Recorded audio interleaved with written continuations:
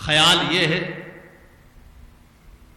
کہ جو دنیا سے انتقال کر گیا وہ مٹ گیا، مٹی میں مل گیا، وہ ختم ہو گیا۔ کچھ لوگوں نے یہی سمجھا کہ جو مر گیا وہ مٹ گیا۔ یاد رکھیے حضرات محترم ایک خاص بات،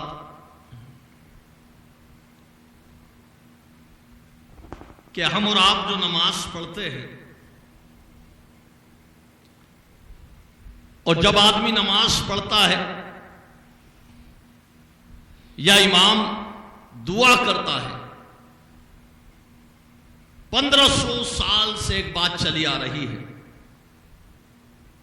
وہ قابل غور۔ ایک دعا آپ کرتے ہیں، ہم کرتے ہیں، امام کرتا ہے، وہ دعا کیا ہے؟ آپ عرض کرتے ہیں اللہ کی بارگاہ میں، امام صاحب دعا کرتے ہیں ربنا اغفر لی ولوالدی وللمؤمنین یوم یقوم الحساب۔ آپ دعا کرتے ہیں، نماز میں آخر میں بھی پڑھتے ہیں، امام صاحب بھی دعا کرتے ہیں۔ جب آدمی جانے والا چلا گیا، مٹ گیا، مر کے مٹی میں مل گیا، تو اس دعا کا مطلب کیا ہے؟ آپ دعا کر رہے ہیں ربنا اغفر لی، اے اللہ میری بخشش فرما دے، ولوالدی میرے والدین کی بخشش فرما دے، وللمؤمنین تمام مومنوں کی بخشش فرما دے، مغفرت فرما دے، یوم یقوم الحساب جس دن حساب قائم ہو۔ اب ذرا آپ سوچ کے بتائیے یہ ہے کس کے لیے دعا؟ جو موجود ہے اس کے لیے ہے، یا جو چلا گیا اس کے لیے ہے، یا جو آنے والے ہیں ان کے لیے ہے؟ یہ مجھے کوئی بتا دے، قابل غور بات۔ آپ نے دعا کری ربنا اغفر لی ولوالدی وللمؤمنین یوم یقوم الحساب، اے اللہ میری مغفرت فرما، میرے والدین کی مغفرت فرما، اور تمام مومنوں کی مغفرت فرما جس دن حساب قائم ہو۔ کسی عالم سے آپ وضاحت لیں، وہ یہ نہیں کہہ سکتا کہ میں صرف اپنے لیے دعا کر رہا ہوں۔ یاد رکھیے دعا کا انداز دیکھیے، ربنا اغفر لی ولوالدی وللمؤمنین یوم یقوم الحساب، اے اللہ میری مغفرت فرما۔ یہاں تک بات ہو گئی۔ اب مان لیجیے کسی کے باپ انتقال کر گئے، ماں زندہ ہے، یا اللہ نہ کرے ماں انتقال کر گئی، باپ زندہ ہے، تو پھر دعا کس کے لیے؟ جو زندہ ہے باپ ان کے لیے ہیں، یا جو ماں انتقال کر گئی ان کے لیے ہیں، یا ماں زندہ ہے تو یہ دعا ماں کے لیے ہے، یا جو باپ انتقال کر گیا ان کے لیے ہیں؟ مجھے پوچھ کے بتائیں دعا کس کے لیے؟ کیا کہہ رہا ہے آدمی؟ ولوالدی، دعا کس کے لیے؟ اگر جس کے ماں باپ موجود ہیں، حیات ہیں، اگر وہ کہے گا میرے لیے، تو پھر امام جو دعا کر رہا ہے وہ امام کس کے لیے دعا کر رہا ہے؟ ولوالدی، اپنے ماں باپ کے لیے کر رہا ہے، یا جتنوں کے چلے گا ان کے لیے کر رہا ہے؟ جب مٹ ہی گیا آدمی، بہت بڑی بات کہہ کے نکل رہا ہوں، جب مٹ گیا آدمی، فنا ہو گیا آدمی، مٹی میں مل گیا آدمی، تو یہ دعا 1500 سال سے کیوں ہوتی آ رہی ہے؟ 1500 سال سے دعا کیوں ہو رہی ہے؟ ربنا اغفر لی ولوالدی وللمؤمنین یوم یقوم الحساب، اپنے بھی کرتے ہیں، غیر بھی کرتے ہیں۔ اب بولو یہ مردوں کے لیے دعا ہے یا زندوں کے لیے دعا ہے؟ مجھے پوچھ کے بتائیے۔ 3 حصے آنے والے ہمارے بعد، جو گزر گئے وہ، اور جو موجود ہیں وہ۔ اللہ کا فضل دیکھیے اس دعا کا انداز۔ جب کہا، کیا کہا؟ ارے انداز دیکھیے آپ دعا کا. ارے جتنے مقتدی ہیں کہتے نہیں کہتے ہیں, کسی کے والد چلے گئے حافظ صاحب, کسی کی ماں چلی گئی سید صاحب, کسی کا فلاں چلا گیا, 1500 سال سے آدمی دعا کر رہا ہے ربنا اغفر لی ولوالدی وللمؤمنین یوم یقوم الحساب. اب تو ہمیں اتنا بتا دے دعا تو موجود ہے ان کے لیے کر رہا ہے یا جو چلا گیا ان کے لیے کر رہا ہے؟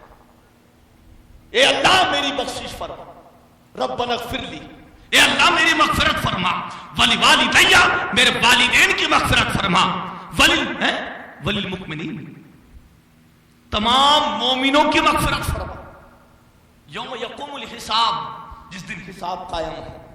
حضرات محترم یہ دعا کا انداز ایسا ہے کسی مفتی سے معلوم کریں گے آپ کو جواب ملے گا. کوئی اپنے لیے دعا کرے تو بھی صحیح ہے, کوئی آنے والے کے لیے دعا کر رہا ہے تو بھی صحیح ہے, جو چلا گیا ان کے لیے کرے وہ بھی صحیح ہے. یہ دعا تینوں کا درجہ رکھتی ہے. جب آدمی کہتا ہے ربنا اغفر لی ولوالدی وللمؤمنین یوم یقوم الحساب, اے اللہ میری مغفرت فرما, اے اللہ میرے والدین کی مغفرت فرما, اے اللہ تمام مومنوں کی مغفرت فرما, یا اللہ جو چلا گیا اس کی بھی مغفرت فرما, جو موجود ہے اس کی بھی مغفرت فرما, اور جو ہمارے بعد آئیں گے ان کی بھی مغفرت فرما. ان کی جب مٹ ہی گیا تو پھر مغفرت کی دعا کیوں؟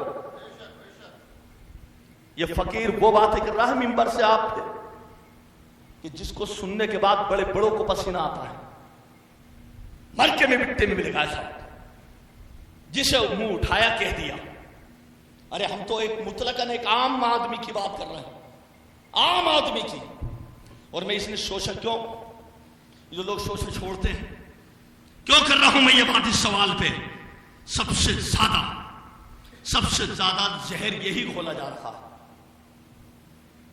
ہے آنے والی نسلوں کو. کیا کرنے جاتے ہو تم غریب نواز کے, وہ تو مر کے مٹی میں ملے گا معاذ اللہ. کیا کرنے جاتے ہو تم شابر پاک کے مدار پاک کے نظام الدین اولیاء کے, وہ تو مر کے مٹی میں مل گا. ابے نادان, یہ تو 1500 سال کا قاعدہ ہے, ربنا اغفر لی ولوالدی وللمؤمنین یوم یقوم الحساب. جب مر کے مٹی میں مل گیا تیرا اور میرے گھر کا, تو پھر دعا کس کے لیے کر رہا ہے؟ یہ مغفرت کی دعا کیسی ہے؟ جو مٹ جاتا اس کے لیے ہوتی ہے, جو باقی ہوتا اس کے لیے ہوتی ہے. جو مر کے مٹی میں مل جائے کیا اس کے لیے دعا ہوتی ہے؟ جو ختم ہو جائے مٹی میں مل جائے کبھی اس کے لیے دعا ہوتی ہے؟ اور ایک بات بڑی کہہ جاؤں دعاؤں کے ساتھ, کوئی میرا دوست ہے یا ہمارے بڑے بیٹے ماشاءاللہ حاجی صاحب, سید صاحب, حافظ صاحب, آپ کے سامنے اگر آپ کے دوست کو کوئی مٹی میں ملا ہے تو کیا آپ کو پسند ہوگا؟ دیکھتا ہوں دیکھا کہاں تک آپ کا ذہن پہنچتا. ایمانداری سے فیصلہ کریے, کیا آپ یہ پسند کریں گے جو آپ کا محبوب ہو, جو آپ کا دوست ہو, جو آپ کا یار ہو, آپ کی آنکھوں کے سامنے اس کو مٹی میں ملا دیا جائے, کیا آپ برداشت کریں گے؟ ارے جب ایک دنیا کا معمولی انسان اپنے سے محبت کرنے والے کو, اپنے محبوب کو مٹی میں ملنا پسند نہیں کرتا تو وہ خدا اپنے حبیب کو مٹی میں ملنا پسند کیسے کر لے گا؟ کیسے؟ عقل سے سوچ. وہ رب اپنے حبیب کو, ہم اپنے یار کو مٹی میں ملنا پسند نہیں کرتے تو اللہ اپنے یاروں کو, اپنے دوستوں کو, غوث اعظم غریب نواز کو مٹی میں ملنا کیسے پسند کرے گا؟ دوست کو مٹی میں ملنا پسند نہیں کرتا. یہ تو اولیاء کی جماعت, صحابہ کی جماعت ہے, تو رب ولیوں کو مٹی میں ملنا پسند کیسے فرمائے گا؟ رب صحابہ کو مٹی میں ملنا پسند کیسے فرمائے گا؟ اور جو جس کے وجہ سے اللہ نے پوری کائنات کو بنایا اس محبوب کو مٹی میں ملنا کیسے پسند فرمائے گا؟ اس سے بڑی اور گستاخی کیا ہوگی؟ اتنا گھنونا جملہ, اتنا گھنونا جملہ کہ مر کے مٹی میں مل گئے. یہ بھی نہیں کہتا کوئی جو گستاخی کرتے کہ صاحب ہاں وصال کر گئے, کوچ کر گئے, پردہ فرما گئے, نہیں, فوراً اٹیک, مر کے مٹی میں مل گئے. اچھا کبھی آپ نے ایک بولی اور سنی ہے؟ یہ تو آپ نے سنا, گستاخانہ انداز دیکھیے آپ, غوث اعظم، غریب نواز، صابر پاک، ابو بکر صدیق، حضرت علی شیر خدا، یا ہمارے آقا کے لیے تو جملہ معاذ اللہ استعمال ہوتا ہے. یہ مر کے مٹی میں مل گئے. کبھی اپنے باپ، اپنے دادا، اپنے خاندان کے لیے جملہ کہتے ہوئے سنا آپ نے کہ یہ میرا باپ مر کی مٹی میں مل گیا؟ یہ تو نہیں کہتا تھا میرا دادا مر کی مٹی میں مل گیا، میرا باپ مر کی مٹی میں مل گیا. تو تیرا باپ نبی سے بڑھ گیا، تیرا دادا نبی سے عظمت میں بڑھ گیا. ابے یہ تو تیرے گھر کا ہے، وہ اللہ کا پیارا حبیب مصطفیٰ ہے. بولے حضرات محترم، ذرا آگے چلے آپ، اور آگے چلے. یہ دعا ہوئی. اب سنیے آگے ذرا. میں نے عرض کیا تھا بات میں وہی چھوڑوں گا کہ جو ہم یہ ثواب پہنچاتے ہیں، یہی چھوڑی تھی میں نے بات. یہ ثواب ہم کرتے ہیں. سید صاحب دعا کرتے ہیں ماشاءاللہ جمعہ میں. ہاں بھائی یہ دعا ہوئی، یہ ہم نے درود شریف پڑھا، یہ تلاوت ہوئی سب حفاظوں کی، عالموں کی، سب کی. یہ حضرت ہم ایصال ثواب کر رہے ہیں. توجہ ذرا سب لوگ، سب کے گھروں میں فاتحہ ہوتی ہے. یہ جو ثواب کرتے ہیں یہ کس شکل میں پہنچتا ہے؟ یہ تو الفاظ ہیں قرآن، یہ تو قرآن کے الفاظ ہیں کہ آپ نے بھائی ایصال ثواب کر دیا. سید صاحب نے جملہ بولا ہے کہ صاحب جملہ بولا، اے اللہ اس پورے قرآن کا ثواب حبیب پاک صلی اللہ تعالیٰ علیہ وسلم کے بارگاہ میں عرض کرتے ہیں. ان پورے قرآن کا ثواب غوث اعظم، غریب نواز، اعلیٰ حضرت یا میرے والد ماجد کہتے نہیں کہتے سید صاحب، یہی کہتے بھائی کسی کی والدہ ہیں ان کے نام سے سبھی پہنچا کیسے؟ کیا چیز پہنچتی ہے وہاں؟ کمال کی بات. توجہ رہے بالکل سب کی. ارے بھائی آپ نے تو منہ سے بول دیا، پہنچی کیا چیز وہاں؟ قرآن چل کے پہنچ گیا وہاں. اور آپ نے کہا پہنچا غوث اعظم کی بارگاہ میں، تو یہ پہنچا کیسے؟ کیا چیز پہنچائی؟ کیا کوئی ٹوکری تھی؟ کوئی کیا چیز تھی جس کے اندر وہ پہنچ گئے ہے؟ اور پہنچایا کس نے؟ دو کوشچن. پہنچایا کس نے اور پہنچی کیا چیز؟ اے ہائے ہائے ہائے.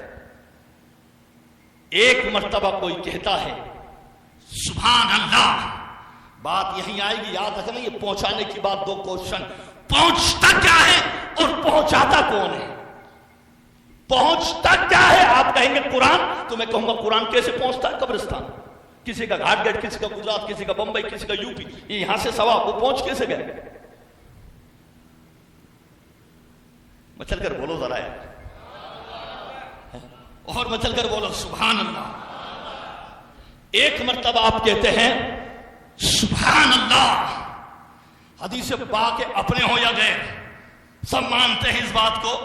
ایک مرتبہ اگر کوئی سبحان اللہ کہے تو اللہ تبارک و تعالیٰ اس امتی کا درخت جنت میں پیدا فرماتا ہے. توجہ میری طرف رہے بالکل. میں یہی لاؤں گا بات کو. پہنچتی کیسے ہے چیز اور پہنچاتا کون ہے؟ کس شکل میں جاتا ہے وہ پہنچنے والا کام؟ آپ نے کہا سبحان اللہ، ادھر ادھر ذہن نہیں، آپ نے کہا سبحان اللہ.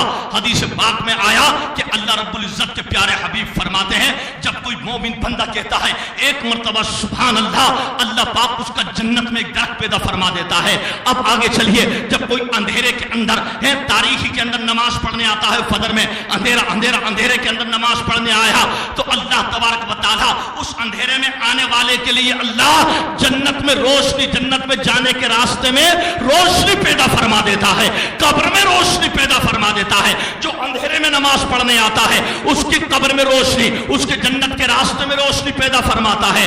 بلا تشبیہ جو مسجد کا کام کہیں چالو ہوا تعمیر کا، ایک اینٹ کسی نے لگائی، اب یہ کام چلے گا 2 سال 3 سال 4 سال 5 سال. توجہ میری طرف. 1 سال کام چلا مسجد کا، 2 سال کام چلا، ایک اینٹ فلاں صاحب نے لگائی، ایک اینٹ حاجی صاحب نے لگائی، ایک کٹا سیمنٹ کا فلاں صاحب نے لگایا. کیا تم جیسے لگا رہے ہو کہ اللہ رب العزت بھی ایسے لگاتا ہے؟ ارے وہ رب ہے، وہ خدا ہے، تو بندہ ہے، تو ادھر ایک اینٹ لگاتا ہے. کیا تو بھول گیا تیرے رب کی شان وہ ہے جو کن کہہ کر کے پوری کائنات کو پیدا فرما دیتا ہے. تو ادھر مسجد میں نیت کرتا ہے پہلی اینٹ لگانے کی، ایک اینٹ تو مسجد میں لگاتا ہے، ادھر پروردگار جنت کے محل کی آخری اینٹ تیرے نام کے محل بنا کے تیار فرما دیتا ہے. تیار وہ رب ہے، تو خدا ہے. تو پہلی اینٹ لگاتا ہے، ادھر نیت کرتا ہے اللہ میں مسجد میں تیرا حصہ لوں گا. ہیتا نہیں ہوتا کہ یار مسجد بن رہی ہے, مسجد میں حصہ لوں گا. تو ایک اینٹ کی نیت کرتا ہے, ایک اینٹ کی, اللہ پاک پورے محل کی آخری اینٹ تیرے جنت میں لگا دیتا ہے. یہاں تک ہو گئی بات. ابھی اس حدیث کا خلاصہ کر دوں پھر کہوں گا پہنچتا کیا ہے اور پہنچاتا کون ہے. اب یہ ہو کیوں رہا ہے؟ حدیث پاک ہے اگر کوئی ایک نیکی کرے تو اللہ اس کے بدل کے اندر جنت میں درخت پیدا فرماتا ہے. ایک نیکی کے بدلے آپ نیکی کریں, وہ نیکی اللہ رب العزت قبول فرمائے, اللہ رب العزت اس نیکی کو قبول کرے, تو آپ ایک نیکی کریں, اس نیکی کے بدلے میں اللہ جنت میں درخت بنا رہا ہے. توجہ ہے نہیں؟ پھر لوٹاتا ہوں جملہ. آپ کوئی بھی نیکی کرے بندہ, اب اس کی نیکی قبول ہو گئی اللہ کی بارگاہ میں, تو اس نیکی کے بدلے میں, اس نیکی کے صلے میں, اس نیکی کو پلٹ دیا اللہ نے جنت کے درخت سے. اس نیکی کو جنت کے درخت سے پلٹ دیا. کسی نے ایک اینٹ لگائی, لگا پتھر رہا ہے, آپ اینٹ یہاں پر, وہ بنا جنت میں محل رہا ہے. کائے میں پلٹ دیا؟ جنت کے محل میں پلٹ دیا. کیوں؟ کیونکہ وہ رب ہے. ان اللہ علی کل شیء قدیر, بے شک وہ ہر ممکن شے پر قادر ہے. ارے تو نیکی کر رہا ہے اور نیکی قبول ہوتی اللہ تیری اس اینٹ کو جنت کا محل بنا رہا ہے. کوئی ایسا قاعدہ ہے دنیا میں اینٹ لگا کوئی محل بنا دے؟ نہیں, یہ تیرے رب کی شان ہے. تو اینٹ لگا وہاں محل بن رہے ہیں. آگے چلو اس حدیث کو پورا کر دوں پھر بتا دوں پہنچانا کیا ہے. اب کسی نے اینٹ لگائی تو پورا محل اللہ نے بنا دیا جنت میں. کسی نے ایک مرتبہ سبحان اللہ کہا تو پروردگار نے ایک جنت کا درخت بنا دیا. کوئی اندھیرے میں نماز پڑھنے آیا تو رب العزت جنت میں روشنی پیدا فرمائے گا. اس نیکی کے بدلے میں جنت کی روشنی, سبحان اللہ کے بدلے میں جنت کا درخت, اینٹ کے بدلے میں جنت کا محل. لیکن جملہ سنیے ذرا فقیر کا, درخت بنے گا وہی, محل بنے گا وہی, روشنی ہوگی وہی جو اللہ تمہیں جنت میں جگہ عطا فرمائے گا. یعنی میں آسان الفاظ میں کہہ دوں, جو جنت میں آپ کا پلاٹ ہوگا محل اسی میں بنے گا, درخت اسی میں بنے گا, اس سے باہر نہیں. اگر کسی نے 1000 نیکی کری, اگر 1000 درخت لگائے گا اللہ تو آپ کی جو جنت کی جگہ متعین ہے اسی میں بنائے گا, باہر نہیں. توجہ, قابل غور بات, بہت بڑی بات کہہ کے نکلنے والا ہوں, سنیے. وہ جنت میں جو درخت بنے گا, مثال کے طور پہ آپ کی جگہ 500 گز کی ہے تو 500 گز سے آگے نہیں بڑھے گا, وہ جنت کا محل اسی میں رہے گا. 4 محل بنے تو اسی میں, 100 محل بنے تو اسی میں, 500 درخت بنے تو اسی میں. لیکن کیا چیز ہے, کیا چیز ہے جو جنت کی جگہ کو, تمہارے پلاٹ کو اور بڑھا دے, زمین کو اور اضافہ کر دے؟ ذرا مچل کر بولے سبحان اللہ. کیا سبحان اللہ کہا تو درخت بنا تمہاری جگہ میں. آپ نے اینٹ لگائی تو محل بنا تمہاری جگہ میں, جتنی تمہاری جگہ ملے گی, چاہے وہ 1000 گز کی ہو, 500 گز کی ہو, کتنی بڑی پلاٹ کی جگہ ہو جنت میں, اسی میں بنے گا. لیکن پیارے مصطفیٰ کا کرم دیکھو, جب ایک امتی دل کے درد کو لے کر کے آمنہ کی لال کی بارگاہ میں درود پڑھتا ہے تو اللہ اس کی جنت کی جگہ کو وسیع فرما دیتا ہے, وسیع فرما دیتا ہے, اس جگہ میں اضافہ فرما دیتا ہے. 500 گز کا پلاٹ تھا 600 گز کا ہو جاتا ہے. اے ہائے ہائے ہائے ہائے. ہم نے کہا اللہ کے رسول یہ جگہ بڑی کیوں؟ سوال ایک اور دعاؤں کے ساتھ سید صاحب کی, یہ جگہ میں اضافہ ہوا کیوں؟ بھائی تھا 500 گز کا پلاٹ تو 500 ہی ہونا چاہیے تھا, یہ اضافہ کیوں ہوا؟ اے ہائے. علماء حق, علماء ربانی فرماتے ہیں اللہ نے جنت کو مصطفیٰ کے نور سے بنایا ہے. ذرا مچل کر بولے سبحان اللہ. اللہ نے جنت کو مصطفیٰ کے نور سے بنایا ہے, اور جب امت درود پڑھتا ہے تو وہ درود نور ہی بن کر کے, نور بن کر کے نور کی زمین میں جاتا ہے. جب نور نور سے ملتا ہے تو اس جگہ میں اضافہ ہوتا چلا جاتا ہے, اضافہ ہوتا,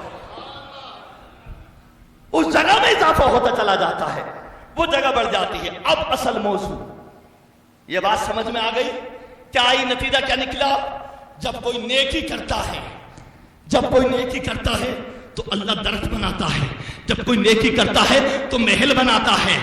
اب جب کوئی ادھر ایصال ثواب کے اندر قرآن پڑھتا ہے, مچل کر بولو یار, نیکی ہے کہ نہیں قرآن پڑھنا؟ کوئی کلمہ سے ثابت کرتا ہے نیکی ہے کہ نہیں؟ بولو یار. درود شریف پڑھے نیکی ہے کہ نہیں؟ تو اب کیا بناتا ہے اللہ؟ ادھر تو سبحان اللہ کہا تو درج بنا، اینٹ لگی تو محل بنا.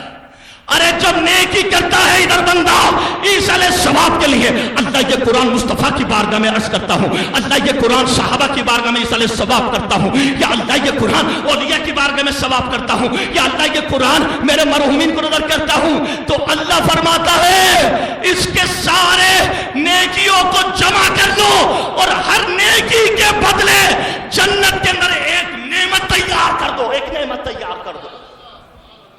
ادھر تو درجہ تیار ہوا تھا، اب ایک نیکی کے بدلے میں ایک نعمت جنت کی تیار ہوتی ہے. اگر آپ نے 2 نیکی کری ایصال ثواب کے لیے تو 2 نیکی. اب کوئی ایک قرآن ایصال ثواب کرے تو مجھے جوڑ کے بتائیں گے ذرا کتنی نیکی؟ ایک حرف کے اوپر 10 نیکی ملتی ہے. بولو ذرا مچل کر سبحان اللہ.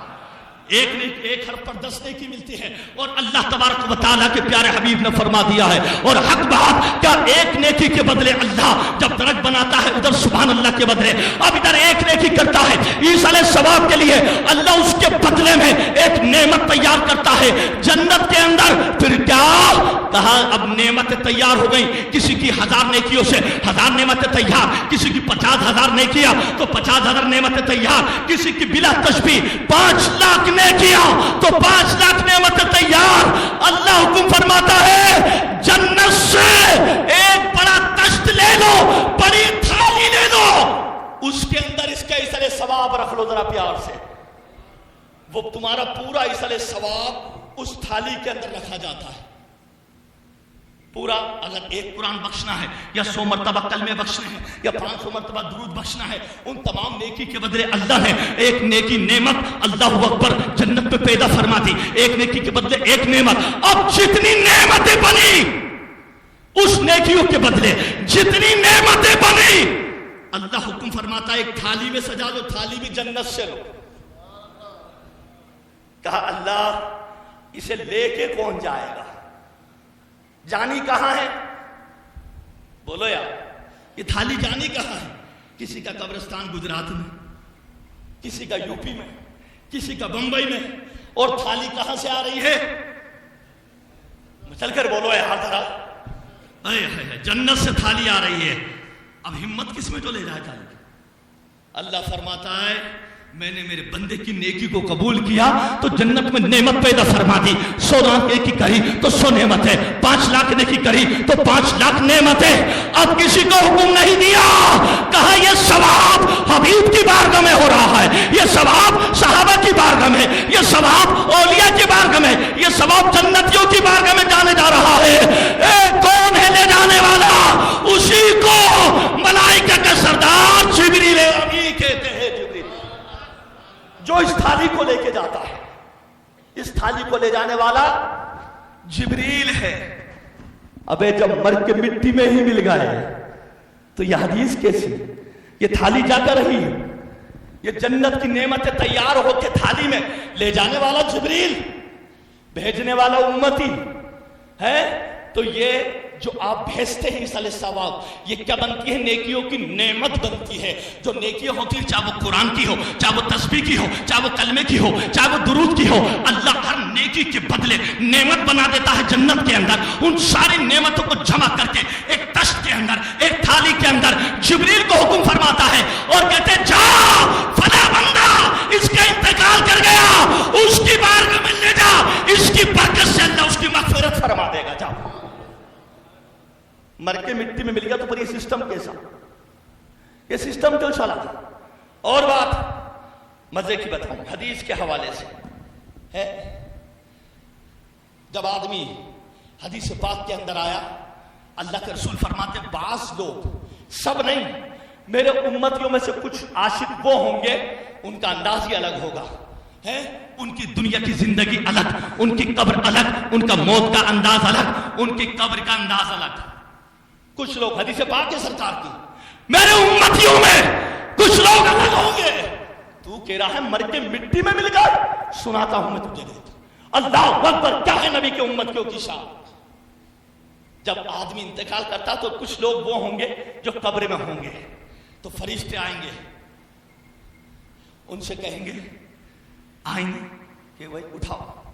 جب وہ اٹھے گا تو سید صاحب ذرا میری طرف آپ دیکھ لیں, پتہ وہ کیا کرے گا اٹھنے کے بعد؟ فَيَجْلِسُ يَمْسَحُ عَيْنَيْهِ, وہ بیٹھا ہوگا. بیٹھو کیسے؟ کون کرتا ہے اسے؟ آپ کو زور سے بولو یار, ابھی موت نہیں آئے گی انشاءاللہ, یہ سب کا ذکر ہے. جب یجلس یمسح عینیہ ایسے کرے گا آپ کو, تو وہ فرشتے کہیں گے یہ آنکھوں میں کیا کر رہا ہے؟ کہے گا کون ہے؟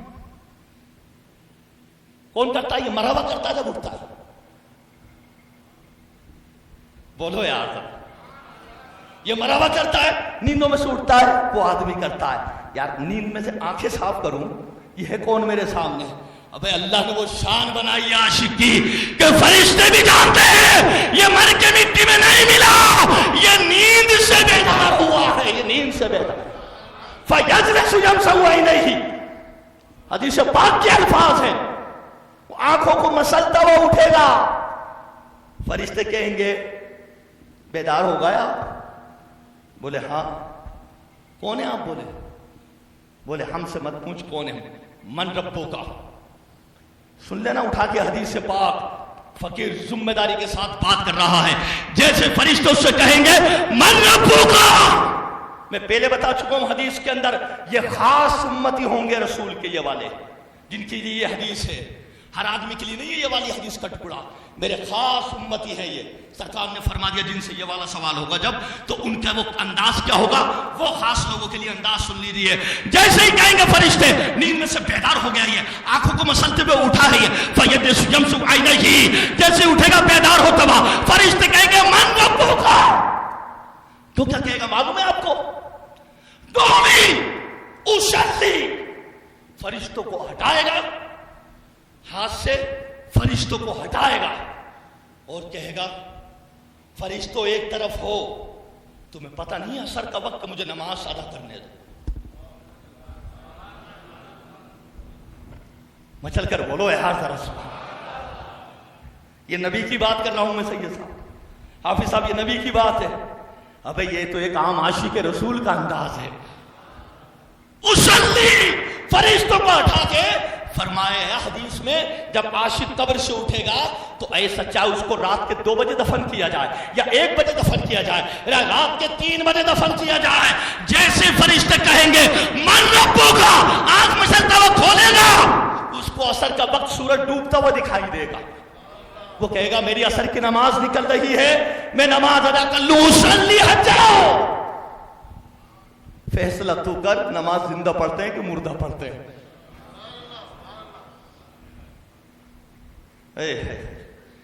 کیا اللہ والوں نے کرم فرمایا ہے. اصلی فرشتے کیا کہیں گے؟ اب میں آپ سے پوچھ رہا ہوں, سوال تو ابھی شروع ہوا ہے.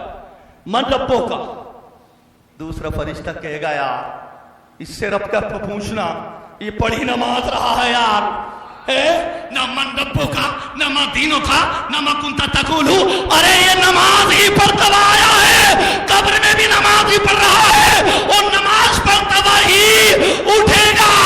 اللہ بھی اس سے راضی ہے, مصطفیٰ بھی اس سے راضی ہے. بول, یہی بات ختم ہو گئی. کیوں حدیث یہاں ختم؟ حدیث ختم کیوں ہوئی؟ مفتی احمد یار خان سے کسی نے پوچھا, بولے حضور یہ حدیث یہاں ختم ہو گئی نماز کی. آپ فرماتے ہیں نماز پڑھنے, وہ کھڑا ہو گیا, نماز پڑھی اس نے اثر, حدیث ختم. بولے حضور کچھ آگے تشریح نہیں ہے؟ ایک لفظ فرماتے ہیں مفتی احمد یار خان, کہتے ہیں یار جب اس نے نماز ہی پڑھ لی, پڑھتا ہوا آیا ہے نماز پڑھنے, پھر کھڑا ہو گیا, اب سوال کا کام ہی کیا ہے؟ سوالوں کا کام ہی کہاں ہے؟ یہ تو اس کا نمازی ہونا بتا رہا ہے کہ مصطفیٰ بھی راضی ہے, اللہ بھی راضی ہے اس سے. حضرات محترم, نماز کے لیے کھڑا ہوگا آدمی, بتائیے تعجب کی بات, نماز کے لیے کھڑا ہوگا آدمی. اور مزے کی بات, آج لوگ کہتے نہیں صاحب یہ تو مر کے مٹی, وہ تو مر کے مٹی مل گیا ہے. جب میں نے عرض کیا تھا پہلے, پھر ایک بات لوٹا دوں, جب بایزید بسطامی کو قبر میں لایا گیا, جانتے تو نا بایزید بسطامی صحابی نہیں ہے, نبی نہیں ہے, बायजीद बस्तामी कब्र में आए, मुनकर नकीर आए। आने के बाद में कहा मलकुल मौत, मन रब्बुका। बायजीद बस्तामी ने देखा सर उठा के, सोच में लग गए, कहा ओए हम तेरे से कह रहा मन रब्बुका, तो पता क्या कहते हैं बायजीद बस्तामी, उठा के देख लो किताब। बोले अंतुमा, तुम दोनों कौन हो भाई, तुम दोनों कौन हो? तो फरिश्ते कहते हैं यार ये हमसे पूछ रहा है हम कौन है? अरे हम तुझसे बोल रहे हैं मन रब्बू का। बायजीद कब्र में मुस्कुरा के कहते हैं यार मैं तुमसे पूछता हूं, तुम मुलाकात करने आए हो बायजीद बस्तामी से, क्या तुम्हें यह भी पता नहीं है मेरे मुस्तफा की सुन्नत आने से सबसे पहले सलाम करते हैं? बोले दोनों फरिश्ते एक दूसरे को देखते हैं कि यार बात तो अच्छी है, अल्फाज उठा के देख रहे, दोनों सलाम करते हैं, अस्सलामु अलैकुम। कहते हाँ अब बात बनी, अब पूछो क्या पूछ रहे थे? मन रब्बू का, बता तेरा रब कौन? बायजीद बस्तामी जलाल में आते अब कहते तुमने ये सवाल मुझे काफिर समझ के पूछा या मोमिन समझ के?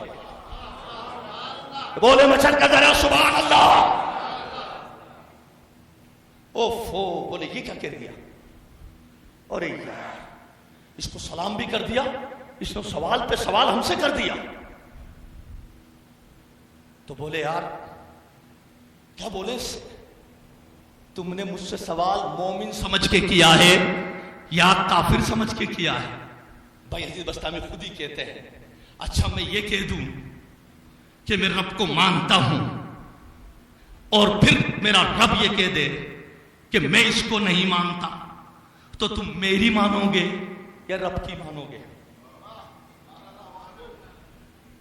फिर लौटाऊं, बायजीद बस्तामी फरमाते हैं ए लोगों सुनो, क्या ए फरिश्तों, अगर मैं ये कह दूं मैं रब को मानता हूं और रब ये कहते मैं इस बंदे को नहीं मानता, तो तुम रब की मानोगे या मेरी मानोगे? दोनों फरिश्तों ने कहा बिला तशबीह हम उस रब की मानेंगे जिसने हमें भेजा है, तो उसी से पूछ लो मैं कौन हूं, मेरा काम क्या है? बोले जब उसी से पूछना है, उसी की मानना है, तो उसी से पूछ लो मैं कौन हूं। बोले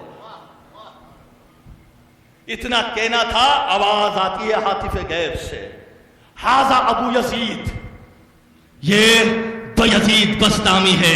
आया है अल्लाह के रसूल का करम और अल्लाह के रसूल का फैजान, हातिफ गैब से आवाज आई ए फरिश्तों रुक जाओ, ये बायजीद बस्तामी है, ये जिया भी हमारी मोहब्बत में, मरा भी हमारी मोहब्बत में, कब्र में आया भी हमारी मोहब्बत में और कयामत में उठेगा भी हमारी मोहब्बत में। हमारी तू कह रहा मर के मिट्टी में मिल गया, अभी तो ये फकीर नबी तक पहुंचा ही नहीं है, अभी तो मैं इन अल्लाह वालों की बात बता रहा हूं कि क्या बायजीद बस्तामी कह रहे हैं ये बात।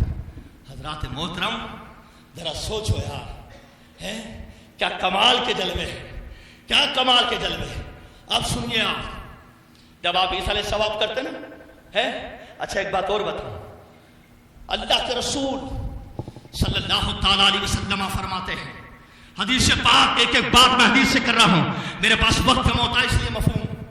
अल्लाह के हबीब फरमाते हैं, क्या फरमाते हैं कि अल्लाह के रसूल ने फरमाया कि कोई शख्स जुमा के दिन कब्रिस्तान जाए और वो शख्स में से उसके दोनों में से वालिदैन में से कोई दोनों वालिद या तो फौत हो गए हों या लफ्ज़ अहदी हिमा या उनमें से एक फौत हो गया हो, है कब्र अबवेही अहदी हिमा, यानी दोनों में से कोई एक चला गया हो या दोनों वालिदैन फौत हो गए हों, वो कब्रिस्तान जाए जुमा के दिन और जा करके या तो माँ बाप की दोनों की या दोनों में से एक जो इंतकाल कर गया उसकी कब्र की ज़ियारत कर ले। लोग कहते हैं वो तो आखिरत की याद दिलाने के लिए कब्रिस्तान जाते, हम कहते हैं हदीस में तो ऐसा अल्फाज दिखा दे, ये वाली हदीस में, यह हदीस दूसरी खास है, इसमें तो कोई आखिरत की बात ही नहीं है। अल्लाह के हबीब फरमाते, जुमला सुनिए बहुत ध्यान से मैं जो कहने जा रहा हूं, अल्लाह के हबीब ने फरमाया कि जो खास जुमा के दिन अगर किसी के माँ बाप फौत हो जाए, सिर्फ उनकी कब्र की ज़ियारत कर ले, मैं कहूं कब्र की ज़ियारत को अल्फाज को छोड़ के अगर मैं ये कह दूं मिट्टी के ढेर ڈھیر کو دیکھ لے. ادب میں کہہ دوں قبر مبارک کی زیارت کرنے کے مشرف ہو جائے. الفاظ کو نیچے کر کے دکھا دوں کہ پڑی ہوئی مٹی کے ڈھیر کو گھور کے دیکھ لے. بات تو ایک ہی ہے, الفاظ الگ الگ ہیں لیکن ہم باادب ہیں. اگر کوئی شخص اپنے ماں باپ کی مٹی کی کیا قبر کی زیارت کر لے, ان کی قبر کی مٹی کو دیکھ لے, تو کیا مطلب؟ اللہ کے رسول فرماتے ہیں کتب لہ عند اللہ برہ. اللہ کے حبیب فرماتے ہیں کتب لہ عند اللہ برہ.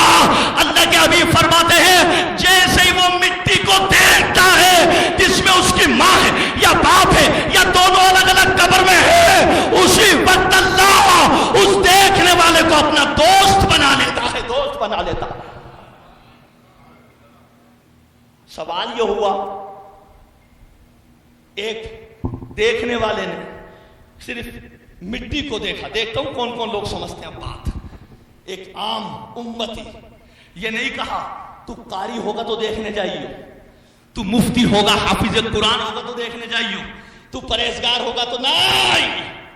حدیث کے مطلق الفاظ ہیں اگر کوئی میرے امتی میں سے کوئی شخص کیا قبرستان جمعہ کے دن جائے اور صرف ماں باپ کی قبر کو دیکھ لے یا ماں کی قبر کو دیکھ لے یا باپ کی قبر کو دیکھ لے, اللہ اس کو اپنا دوست بنا لیتا ہے. میں کہنا چاہتا ہوں جب ایک مٹی کی قبر کو دیکھا تو اللہ نے دوست بنا لیا, ارے تو پھر اس امتی کی شان کیا ہوگی جو مدینہ شریف جاتے رسول کی قبر کو دیکھتے, ان کا مقام کیا ہوگا. جب عام قبرستان میں قبر کو دیکھ لے مٹی کو تو اللہ اس کو اپنا دوست بنا لے سید صاحب, اور جو گنبد خضرا میں جا کر کے مصطفیٰ کی قبر انور کو دیکھ لے تو پھر اس کا عالم, پھر اس کا عالم.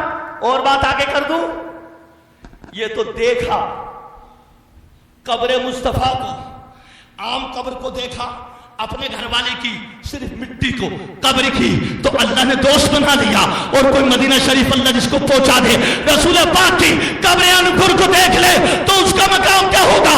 بلا تشبیہ کہہ جاؤں, ارے یہ تو دیکھنے کی بات تھی, اور جو 1500 سال سے رسول کے پاس رسول کے پہلو میں قبر میں دفن ہے, پھر ان دونوں کے مرتبے کا معاملہ کیا ہوگا. پھر ان کا وہ تو ہے ہی قبر میں رسول کے پاس, ایک طرف ابو بکر ہے ایک طرف عمر فاروق اعظم ہے.